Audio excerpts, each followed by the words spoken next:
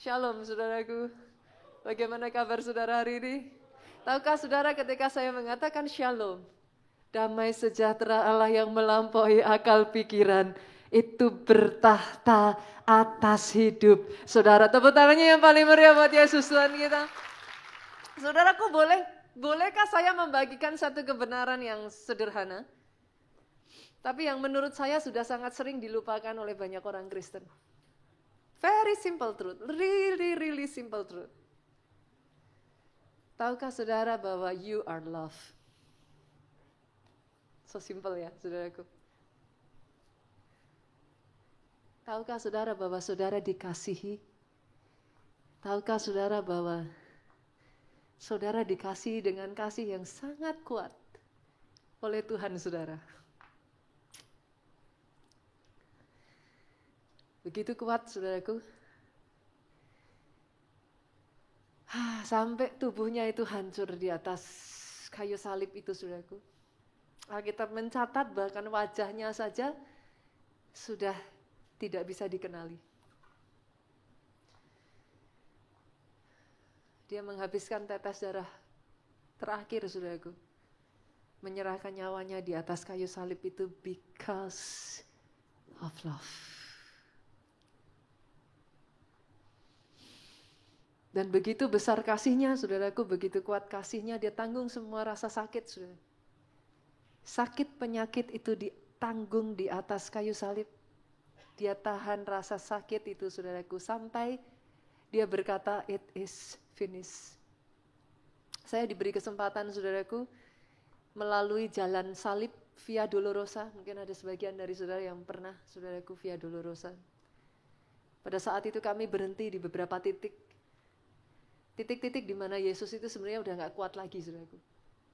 Kebayang gak Pak, semalaman itu dia disiksa Bu. Semalaman.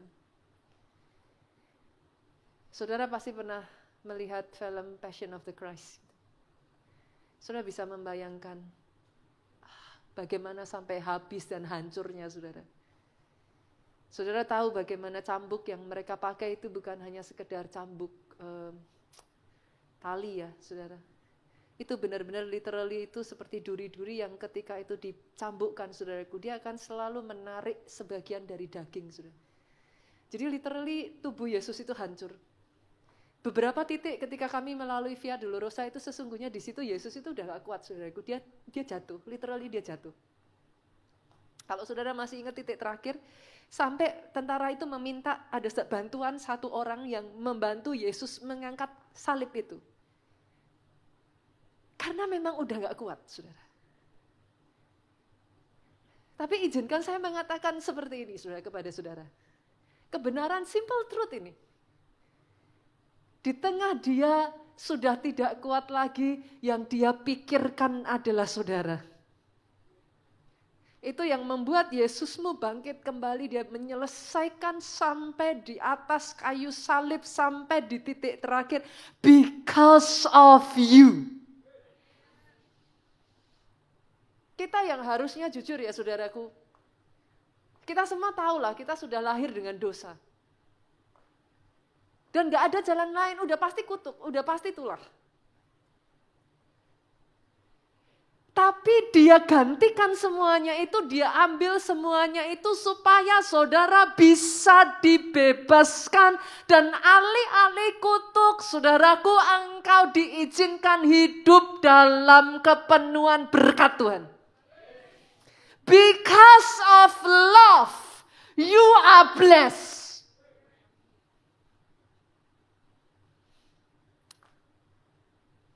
Saya hanya ingin mengingatkan kepada setiap kita, saudaraku, kasih yang seperti ini, saudara. The kind of love yang Tuhan punya buat saudara, itu bukan mere love. The kind of love yang dia punya buat saudara, itu kasih yang passionate. Kasih yang strong. Alkitab sampai mengatakan itu sebabnya dia disebut Allah yang cemburu. Dia begitu menginginkan saudara, the kind of love yang Tuhanmu punya atas engkau. Bukan kasih sembarangan, bukan kasih yang di mulut, kasih yang diwujudkan melalui pengorbanan. Kadang ya saudara, kalau kita jujur di sini ditanya gitu ya. Nggak mungkin lah, kalau saya tanya berapa banyak di tempat ini yang cinta Tuhan, saya yakin setiap saudara akan angkat tangan. Betul? Apalagi yang latah gitu kan saudara. Apakah saudara mengasihi Tuhan? Yes! Gitu kan. Definitely. Nggak usah sampai Tuhan lah saudara. Kalau saya tanya kepada saudara, do you love your family? Apakah saudara mengasihi keluargamu? Pasti dijawab, yes pastor. Betul? Tapi maaf saudaraku. Sama-sama bilang I love you. The degree of love can be different. Dimensi kasihnya bisa beda. Level kedalaman kasihnya bisa beda. Sama-sama bilang I love you. Ada sebagian dari saudara yang bilang I love you hanya sampai di sini. Iya memang ya di mulutnya sayang. Tapi mukul ya jalan terus. How can it be?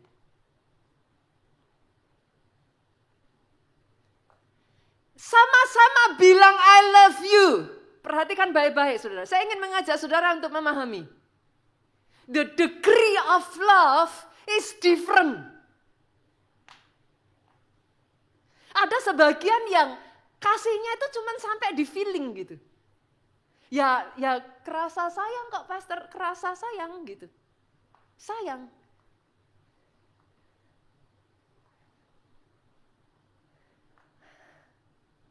Tapi cheatingnya jalan terus. Sudah mengerti yang saya maksudkan? The degree of love is different. Sama-sama sayang, ada orang yang sayang sekali. Sampai pasangannya menyakiti, sampai pasangannya lebih dulu merugikan, tiba-tiba sudah gak sayang lagi. Saudara bisa mengerti yang saya maksudkan? The degree of love. Gak sama. Tapi ketika Tuhanmu bilang sayang sama saudara. Alkitab mencatat bahkan ketika kau masih di dalam keadaan berdosa, engkau yang menyakiti dia mati di atas kayu salib buat saudara.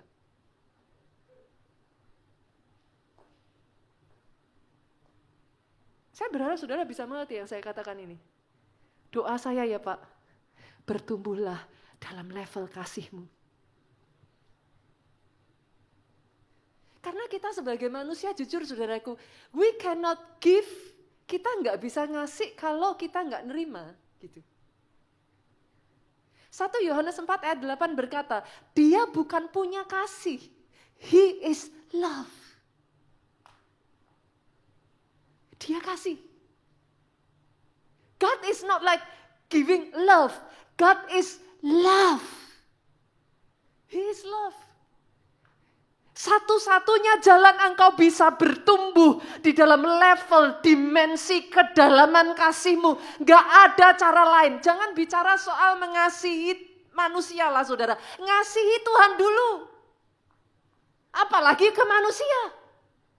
Kalau saudara tidak menerima kasih, kepenuhan kasih yang daripada Tuhan sendiri, engkau incapable of love. Manusia itu incapable of love. Hanya pada saat saudara buka hatimu lebar-lebar. Izinkan kasih Tuhan itu ngalir. Karena kalau enggak ya saudara kita tahu, kita ngerti, kita harusnya begini. Tapi incapable. Tapi ketika saat saudara seperti tadi menyembah, engkau mengizinkan kasih itu mengalir. Kerasa enggak saudara kadang nyembah pengennya nangis? Kan kalau dipikir enggak ada kaitannya ya. Nyembah kok nangis, gitu kan? Tapi yang saudara tidak ketahui, when he is present, ketika Tuhan itu hadir, the God of love, he is all giving. The God of love will just hug you just like that. Itu sebabnya saudara kenapa nangis? Karena saudara bisa merasakan kasih Allah itu mengalir dan memenuhi kehidupan saudara. Itu sebabnya hari ini saya ingin menyadarkan saudara pada satu simple truth. You are loved. You are accepted. Simple ya saudara? Tapi kadang kalau kita nggak hati-hati, banyak orang Kristen ada di dalam rumah. Tapi merasa nggak layak. Berapa banyak orang kalau saya bilang, Pak, ikut baptis ya?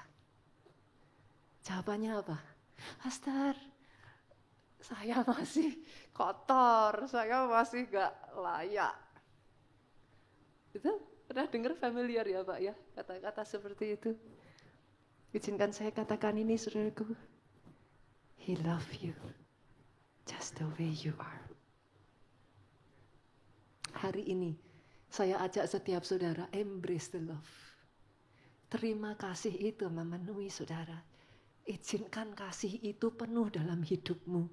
Karena ketika engkau kepenuhan kasih, barulah engkau bisa mengasihi. Jadi. Terima itu jadi atas pribadi, lepas pribadi. Dari situ degree of love, kasihmu bertumbuh. Engkau dimampukan berkorban untuk Tuhan. Engkau dimampukan mengasihi Tuhan lebih. Engkau dimampukan next, bukan hanya Tuhan saudara. Mengasihi orang yang di sekelilingmu.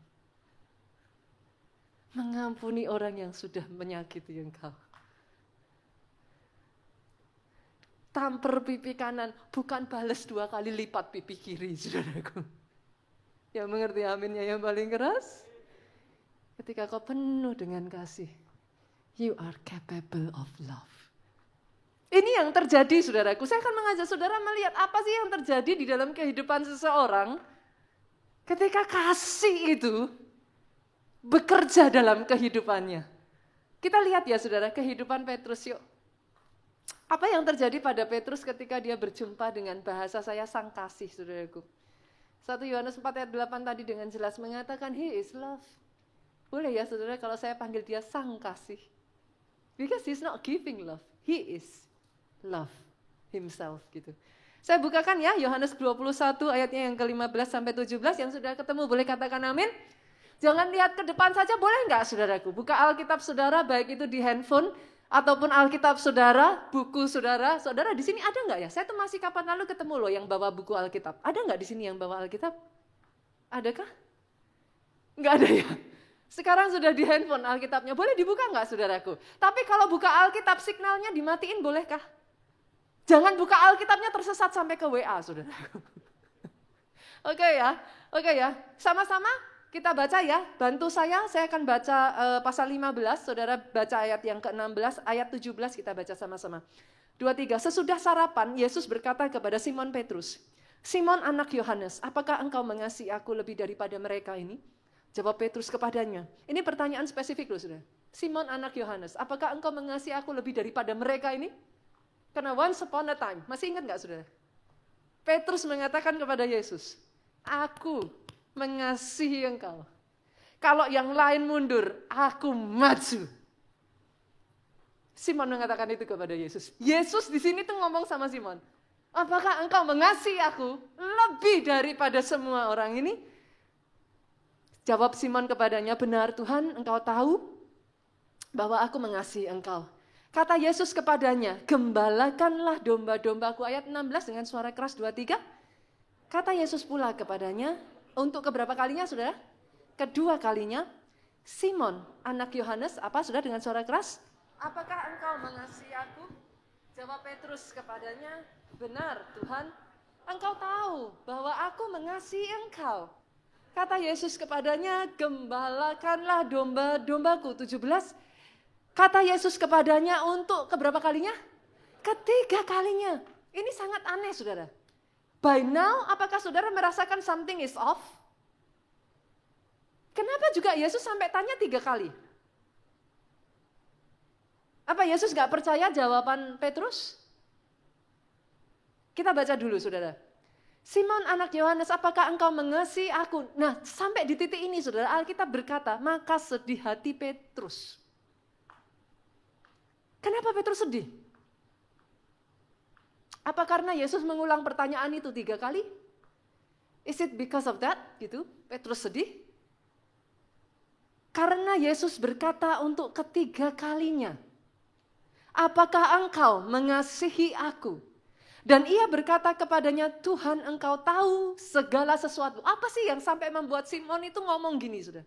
Engkau tahu segala sesuatu, engkau tahu bahwa aku mengasihi engkau. Kata Yesus kepadanya, gembalakan domba-dombaku. Ini kisah yang kalau kita baca di dalam bahasa Indonesia, kita akan melewatkan keindahan dari kisah ini sudah. Karena di dalam bahasa Indonesia, kita hanya mengenal satu kata mengasihi. Itu kata yang dipakai sama. Tapi di dalam bahasa asli dari ayat ini ada 4 level kasih. Kasih yang paling rendah itu adalah eros. Saudara tahu eros ya? Eros itu adalah kasih karena nafsu. Dan kasih yang tertinggi, saya rasa saudara juga tahu. Apa? Agape. Agape itu kasih yang tanpa syarat. Whatever gitu. Masalahnya dari ayat ini, Yesus tuh ngomong sama Simon Petrus. Simon anak Yohanes, apakah engkau agape aku? Petrus jawab, Tuhan, engkau tahu, aku phileo ke engkau. Sekarang dapat ya, saudara? Phileo itu adalah jenis kasih yang lebih rendah, saudaraku. Phileo itu adalah kasih brotherhood love gitu. Kasih persaudaraan. Kasih yang muncul dari saling menguntungkan, kasih yang muncul dari sebuah persaudaraan. Itu phileo. Waktu Yesus tanya sama Simon Petrus, dia tanya, Petrus, engkau mengasihi aku enggak? Iya Tuhan, engkau tahu, aku phileo engkau gitu. That's the reason kenapa Yesus tanya kedua kalinya. Bukan karena Yesus tuh meragukan jawaban Petrus. Tapi karena dia tanyanya kamu agape aku apa enggak, dijawab Petrus, aku phileo engkau. Sampai 2 kali saudaraku Yesus bertanya, Petrus enggak bisa jawab agape. Satu sosok pribadi yang berkata kepada Yesus, aku yang paling depan membela engkau. Aku yang ada di baris paling depan untuk melindungi engkau. Pada saat Yesus ditangkap Petrus lali, pada saat Yesus tergantung di atas kayu salib, Petrus menyangkal Yesus. Saudara kebayang nggak rasanya Petrus kayak saudara jadi Petrus ketemu sama orang yang saudara udah janji. Saudara tuh udah ngomong gitu loh. Level kasihnya Petrus hanya bisa sampai di situ. Bukan Petrus nggak mau. He is incapable of it. Ketika dia ketemu dengan Yesus, dia tuh kayak, apa sih saudaraku, kalau bisa tuh kepala udah nunduk, dia udah nggak bisa ngomong apa lagi. Dia cuma bisa ngomong, Yesus. Itu sebabnya kali ketiga Yesus bertanya, saudara. Tahukah saudara Yesus bertanya apa kali ketiganya, saudaraku? Apa yang membuat sedih hati Petrus? Kali ketiga Yesus bertanya, Petrus, apakah engkau phileo aku? Itu Petrus hancur hati.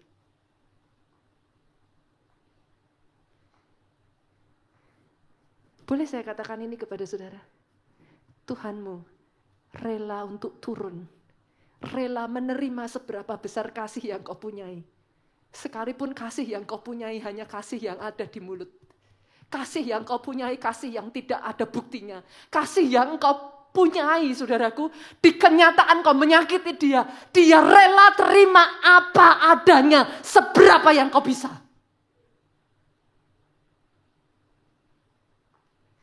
Itu sebabnya Alkitab berkata, Petrus sedih. Karena dia ngerti. Dia kepengennya bilang, Tuhan, aku agape engkau. Tapi in the fact, dia fail to prove it. Saya berdoa ya saudaraku, ada satu pribadi yang sama, yang doing exactly the same like Peter. Namanya adalah Judas. Apa bedanya? Judas menjual Yesus, Petrus menyangkal Yesus. Yang membedakan kedua pribadi ini, Petrus memeluk, dia mengembrace kasihnya Bapa. Yudas, dia lari dari kasih Bapa itu dan berakhir dengan gantung diri. Bolehkah saya katakan ini, saudaraku? Saya nggak tahu bagaimana keadaanmu. Saya tidak tahu posisi hatimu hari ini. Seberapa kasihmu sama Tuhanmu, I don't know. Tapi yang satu hal saya pasti tahu. He love you just the way you are. Dia willing untuk menurunkan level, dia willing untuk menerima apa adanya yang kau bisa offer saat ini. Bahkan dia willing kalau kasih yang kau tawarkan kepada dia adalah kasih yang masih tidak ada, kasih yang sama sekali bahkan mengkhianati dia. Dia willing. Saya hanya berdoa saudaraku hari ini, embrace kasihnya. Karena ketika Petrus memeluk, dia embrace kasihnya. Dia tahu, dia masih gak bisa. Itu sebabnya ketika Yesus mengatakan itu. By the way saudaraku, dalam keadaan Petrus seperti itulah Yesus mempercayakan dan mengatakan kepada Petrus, gembalakan domba-dombaku. Ada di sini yang saudara merasa sudah begitu gagal? Gak layak lagi untuk Tuhan mempercayakan apapun kepada saudara? Dia percayakan itu.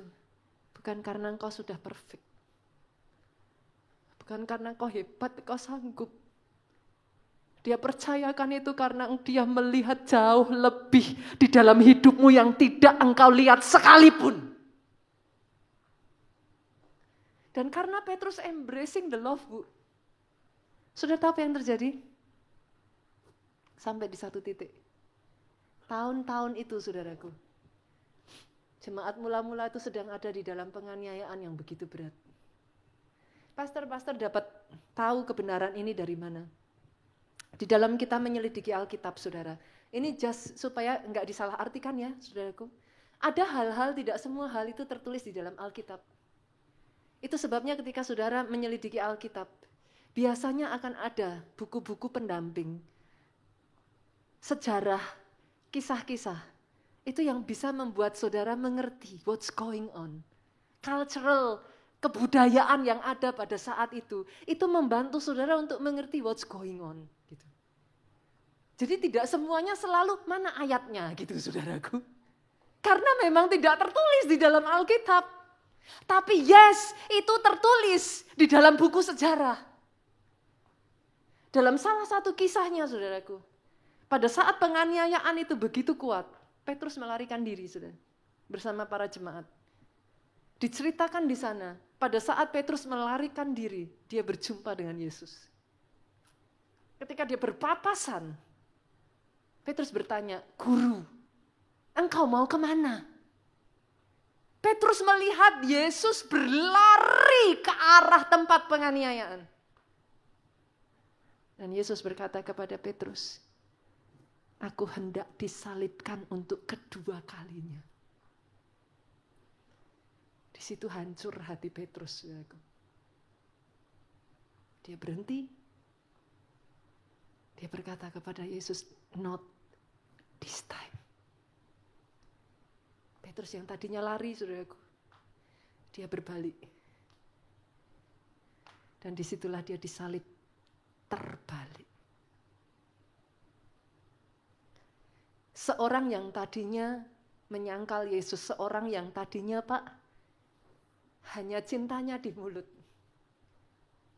Seorang yang tadinya sampai di perasaan saja cintanya. Siapa yang gak tahu saudaraku kalau Tuhan itu panggil saudara untuk saat teduh? Saya yakin semua orang Kristen tahu itu. Yang mengerti, katakan amin. Tapi selalu saja berapa banyak dari saudara yang mengalami pagi hari bantal dan guling saudara terasa lebih nyaman?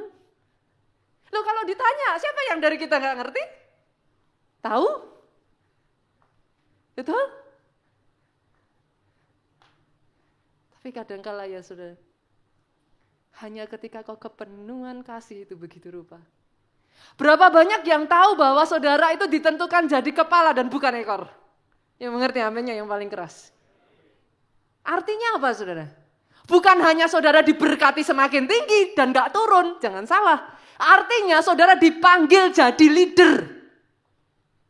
Aminnya jadi sedikit ya kayaknya. Kalau diangkat naik, bukan turun, artinya semakin diberkati. Wah, amin. Tapi kalau artinya, ayo ditantang jadi KKS. Nanti dulu, Pastor. Saudara mengerti yang saya maksudkan? You know he love you. Saudara kalau ditanya, saudara akan bilang, I love him. But the degree of love, it's different. Kalau kasih yang sama mengubah seorang Petrus yang kosong menjadi kepenuhan, saya berdoa kasih yang sama memenuhkan hidupmu. Kasih itu bekerja memenuhi saudara. Sama seperti konsep air saudaraku. Dia akan masuk ke tempat-tempat yang kosong. Sama. Kasih Tuhan itu akan mengisi bagian-bagian hati yang bahkan kau sendiri gak tahu itu kosong. Setelah dia penuhi engkau begitu rupa, suddenly. Berapa banyak dari saudara yang ketika dijamah Tuhan, saudara tiba-tiba pengennya datang ibadah terus. Betul? Gak ibadah ada yang kosong. Betul? Pengennya do something for God. Itu nggak disuruh loh saudaraku. Tapi wanna do something for God. Kenapa? Karena pendetanya? I don't think so. Because of love. Saya berdoa bulan ini saudaraku. Terobosan kasih ini memenuhi kehidupan saudara. Yang kedua, hal yang sama, apa yang terjadi pada salah satu pribadi saudaraku, yang dianggap public enemy number one. Kita lihat ya ayatnya ya, kita lihat. Lukas pasal yang ke-19 multimedia, boleh bantu saya? Ayatnya kita baca dari ayat ke-5 aja saudara, sampai ayat yang ke-8. Saya rasa anak-anak sekolah minggu kita sudah belajar ini saudaraku. Ketika Yesus sampai di tempat itu, ia melihat ke atas dan berkata, Sakeus, segeralah turun, sebab hari ini aku harus menumpang di rumahmu. Ada yang tahu apa pekerjaan Sakeus saudara? Apa? Hah? Apa? Pemungut pajak, pemungut cukai. Betul Pak. Kita lanjutkan ya saudara. Ayat 6, Sakeus segera turun dan menerima Yesus dengan sukacita. Menurut saudara, apa yang dilakukan Yesus ini luar biasa enggak? Luar biasa. Sakeus happy enggak? Happy. Baca ayat selanjutnya. Tetapi semua orang yang melihat hal itu happy. Hah? Melihat hal itu bersungut-sungut, saudaraku. Katanya ia menumpang di rumah orang berdosa. Nah ini juga di mana bagian-bagian di dalam Alkitab di mana kita perlu belajar, saudaraku. Karena kadang kalau enggak, kita enggak mengerti kenapa sih kok bisa begitu. Saudara harus tahu di zaman itu pemungut cukai, quote-quote Pak, tax collector itu enggak sama seperti zaman kita sekarang. Emangnya kalau saudara lihat dengan zaman sekarang, apa salahnya jadi pemungut pajak gitu kan? Tapi di zaman itu seorang pemungut cukai, saudaraku, dia tuh public enemy number one. Kenapa? Ketika bangsa Roma datang memungut pajak dari rakyat, mereka nggak akan mau bayar. Cara mereka bisa mendapatkan dan memungut pajak adalah dengan menempatkan orang dari negara itu yang dibayar oleh quote-quote penjajah untuk mengambil uang rakyat, saudaraku. Dan diberikan kepada quote-quote negara yang menjajah. Thus, itu sebabnya tax collector is public enemy number one. Saudara. Jadi pada saat Yesus datang ke rumah Sakeus, Sakeus happy. Tapi semua orang yang lain bersungut-sungut. Menurut saudara kenapa? Pernah nggak saudara dengar cerita seperti ini? Nggak usah jauh-jauh pemungut cukai. Ada orang utang sama saudara nggak dibayar, orangnya happen to be berdiri di atas mimbar. Saudara duduk di bawah. Lihat dia di atas mimbar. Belum bayar utang. Saudara bisa happy? Oh hebat dia, dia melayani, dia cinta Tuhan. Bisa gitu? Apa yang ada di hati saudara? Utang gak dibayar, pelayanan sok kudus. Saudara ngerti maksud saya? Saudara kira kenapa yang lain bersungut-sungut? Kok cuman Sakeus yang happy? Yesus datang ke rumahnya. Karena semuanya pernah berurusan sama Sakeus. Sekarang saudara bisa mengerti ya maksud saya? Buat Yesus mencari Sakeus, datang ke rumah Sakeus, dia mempertaruhkan reputasinya. Saudara harus tahu, Yesus public figure. Untuk dia pergi ke rumah orang seperti Sakeus, disejajarkan sebagai kawan dari seseorang seperti Sakeus. Dia mempertaruhkan reputasinya. He did it anyway. Saudara mau tahu seberapa Tuhan mengasihi saudara? You will be amazed. Saudara tahu kenapa hidup saya berubah? He loved me just so much. I owe him everything I have. Saya melakukan yang saya lakukan bukan karena saya harus. Tapi no matter saya berusaha untuk repay his goodness, he always outnumber me. Saya nggak akan pernah bisa bayar. Sakeus tahu hal itu, saudaraku. Dia melihat hal itu. Saudara tahu apa yang terjadi?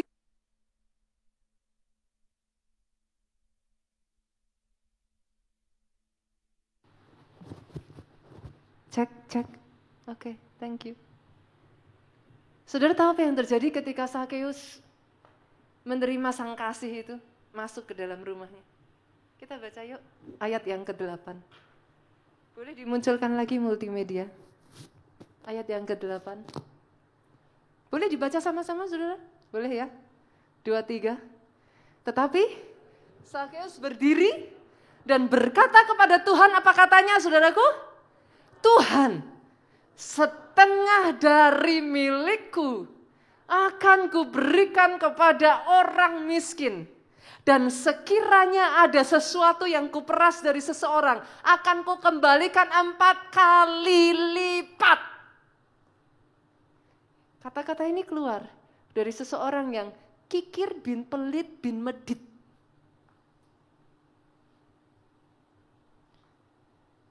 Let's count ya. Saya ajak berhitung ya, saudara. Hari itu seberapa banyak Sakeus kehilangan hartanya? Alkitab mencatat seberapa tadi diberikan kepada orang miskin? Setengah, oke? Sisa berapa? Setengah, oke? Dari yang setengah itu, coba dihitung. Yang bersungut-sungut tadi 1 orang, 2 orang, 3 orang. Balik ayat 7, saudara. Balik ayat 7, multimedia. Tetapi 5 orang yang melihat hal itu bersungut-sungut. Tetapi 10 orang yang melihat hal itu bersungut-sungut. Semua ya saudara? Semuanya itu berapa semua? Balik ayat 1 boleh nggak? Multimedia. Yesus masuk ke kota Yeriko dan berjalan terus melintasi kota itu. Di situ ada seorang bernama Sakeus, kepala pemungut cukai, dan ia seorang yang kaya. Ia berusaha untuk melihat orang, apakah Yesus itu, tetapi ia tidak berhasil karena orangnya sedikit.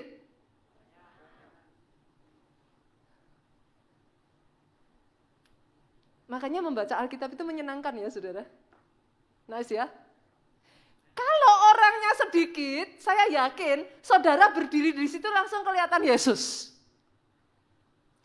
Tapi karena ini orangnya banyak, Sakeus tuh berusaha, tapi nggak bisa.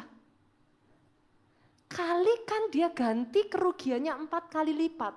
Itu hartanya nggak minus, puji Tuhan.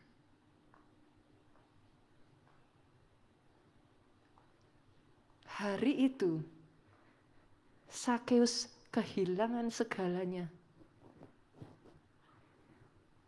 Tapi dia berkata kepada Tuhan, aku tidak mau mempermalukan Tuhan yang sudah melakukan segalanya atas hidupku. Dia balikkan skornya, saudaraku. Hari itu mereka bisa melihat seseorang seperti Sakeus berubah hidupnya. Doa saya, ketika kau jumpa dengan Tuhanmu, hidupmu berubah. Yang tadinya gampang marah jadi penyabar. Yang tadinya kata-katanya keras kasar, kebun binatang keluar semua, sekarang keluarnya haleluya, puji Tuhan. Yang tadinya penuh dengan sakit hati, yang ada kata-kata yang menusuk, sekarang pengampunan keluar. Doa saya itu yang terjadi ketika kau jumpa dengan Sang Kasih. Oh, aminnya yang paling keras, saudaraku. Jadi atas hidupmu. Dan yang ketiga, saudaraku, hal yang sama terjadi pada salah satu sosok. Saya yakin sangat familiar, saudara. Kita buka yuk 2 Samuel.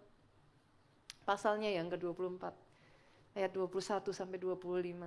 Apa sih yang terjadi saudara di sana? Bertanyalah Arauna, mengapa Tuanku Raja datang kepada hambanya ini? Jawab siapa saudara? Ini kisah tentang Raja Daud. Untuk membeli tempat pengirikan ini daripadamu dengan maksud mendirikan mezbah bagi Tuhan, supaya tulah ini berhenti menimpa rakyat. Saudara lihat ke depan terlebih dulu. Satu ketika terjadi tulah, saudaraku, di antara umat Israel. Pada saat itulah saudaraku, Tuhan memberikan satu perintah kepada Daud untuk mendirikan mezbah di tempat yang dimiliki oleh Arauna ini. Masalahnya saudara, di zaman itu saudara harus mengerti, seorang raja itu punya power. Raja nggak akan boro-boro beli. Dia minta aja, itu dikasih. Itu yang dilakukan oleh Arauna. Kita lihat. Ayat ke-22. Berkatalah Arauna kepada Daud, baiklah tuanku raja, mengambilnya dan mempersembahkan apa yang dipandangnya baik. Lihatlah, jadi bukan cuma tanah saudara, ada lembu-lembu untuk korban, ada eretan pengirik, alat perkakas lembu untuk kayu bakar. Semuanya ini ya raja diberikan Arauna kepada raja. Arauna berkata pula kepada raja, kiranya Tuhan Allahmu berkenan kepadamu. Sampai ayatnya yang ke-23 ini saudaraku. Saudara masih saya ajak ya untuk saudara refresh gitu. Masih ingat kisahnya pada saat Raja Ahab kepengen punya kebun anggurnya Nabot. Apa yang dilakukan? Ahab bilang, dijual enggak? Nabot bilang, enggak dijual. Apa yang terjadi pada saat itu sudah? Isabel bilang sama Ahab, bunuh aja Nabot, ambil kebun anggurnya. Yang mengerti, katakan amin. Arauna bilang sama Daud, enggak usah beli. Kasih free.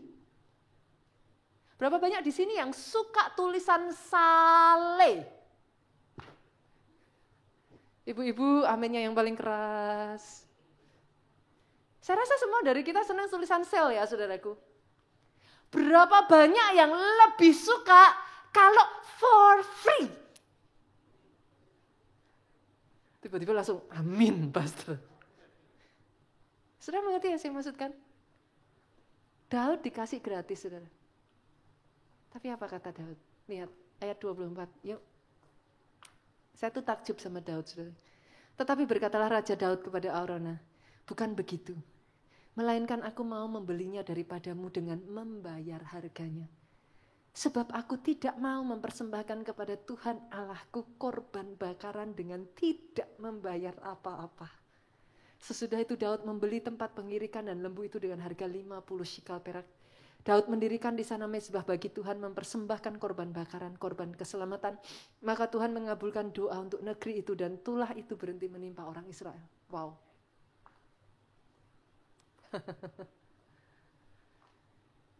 Raja Daud ini selalu gak berhenti-berhentinya membuat saya takjub saudaraku. Kasihnya kepada Tuhannya itu sampai beyond. Buat Raja Daud, it is a privilege untuk bisa melakukan sesuatu untuk Tuhannya. Saya berdoa ya saudaraku ya. Setiap saudara di tempat ini ya. Akar kasihmu sama Tuhanmu itu begitu dalam. Sampai itu tidak menggoyahkan saudara. Masih ingat kisah ketika Daud membawa tabut perjanjian ke Yerusalem? Apa yang terjadi masih ingat? Usa disambar. Mati saudaraku. Daud gagal membawa tabut itu masuk ke Yerusalem. Saya tanya saudara, apakah yang dilakukan Daud untuk membawa tabut perjanjian itu sesuatu yang baik atau sesuatu yang salah? Saudara? Baik. Ada di sini yang saudara berkata, Pastor, apa yang aku lakukan? Aku lakukan yang baik. Ada yang ngomong, kenapa Tuhan izinkan terjadi atas hidupku? Hebatnya Daud saudara. Hal itu tidak membuat iman Daud goyah. Hal itu tidak membuat Daud mempertanyakan Tuhannya. Hal itu membuat Daud study the Bible even more. Dia cari dalam Alkitab, apa yang Tuhan mau? Adakah aku berbuat salah? Adakah aku melakukan dengan cara yang tidak sesuai dengan yang Tuhan mau? Kadang ya saudaraku, berapa banyak dari saudara yang mau bukan jadi anak gampangan, tapi anak yang dididik Tuhan. Tapi untuk dididik, yes, diizinkan masalah. Tapi kalau akar kasihmu kuat, masalah, tantangan tidak membuat engkau goyah. Kalau akar kasihmu kuat, masalah, tantangan membuat engkau lebih mencari Tuhan. Karena Tuhan gak mau jadikan kita anak-anak gampangan, amin Pak. Dia mau bangkitkan saudara jadi lebih dari bamenan. Berapa banyak dari saudara yang mau katakan kepada Tuhan, Engkau sudah begitu baik Tuhan, lebih dari segalanya. Dengan apa akan ku pamer, ya, katakan segala kebaikan-Mu. Oh yes Lord, segenap hatiku menyembah-Mu Yesus. Ku bersyukur padamu. Jemaat yuk katakan.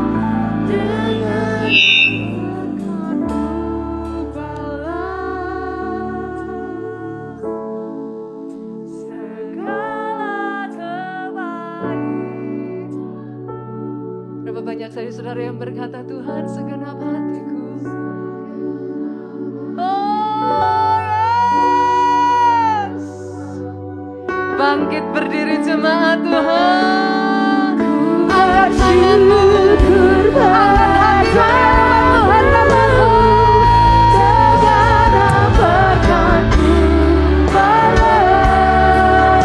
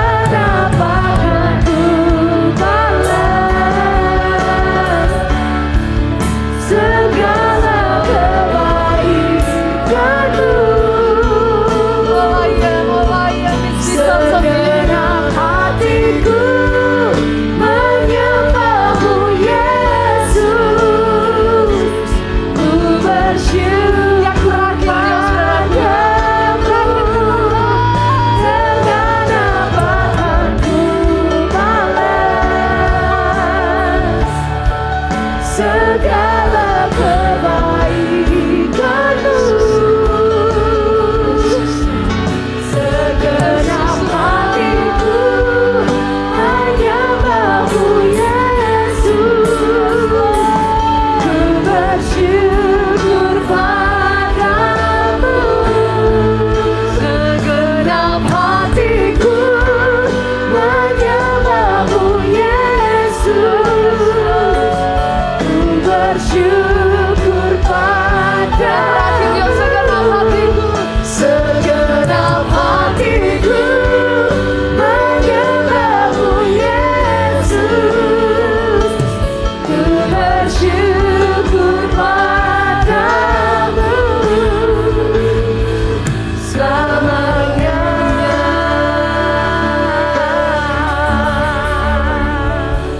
Angkat kedua tanganmu, saudara, diberkatilah saudara oleh Tuhan. Amin. Diberkati keluargamu oleh Tuhan. Amin. Atas hidupmu, saudaraku. Panjang umurmu. Amin. Sehat sesehat. Amin. Masa depan yang gilang gemilang itu yang Tuhan berikan atas hidupmu dari mulutmu.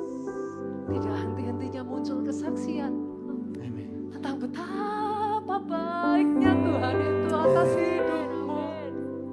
Ceritakan kepada orang-orang yang di sekelilingmu, saudaraku. Diberkati kesaksian dan pemberitaan Injilmu. Diberkati pelayananmu. Do something for Him. Apa yang Tuhan berikan di tanganmu, saudaraku, persembahkan itu untuk bisa melayani orang yang ada di sekelilingmu. Pulanglah, saudara, dengan membawa sukacita, damai sejahtera Allah Bapa, cinta kasih Yesus Kristus melimpah atas hidupmu. Persekutuan dengan Roh-Nya sekarang sampai selama-lamanya. Kau yang diberkati, katakan dengan suara yang paling keras. Amin. Terima kasih Yesusku, terima kasih Yesusku. Puji syukur hanya bagi Tuhanku. Terima kasih Yesusku, terima kasih Yesusku. Puji syukur hanya bagi Tuhanku. Puji syukur hanya bagi Tuhanku. Puji syukur hanya bagi Tuhanku. Tuhanku,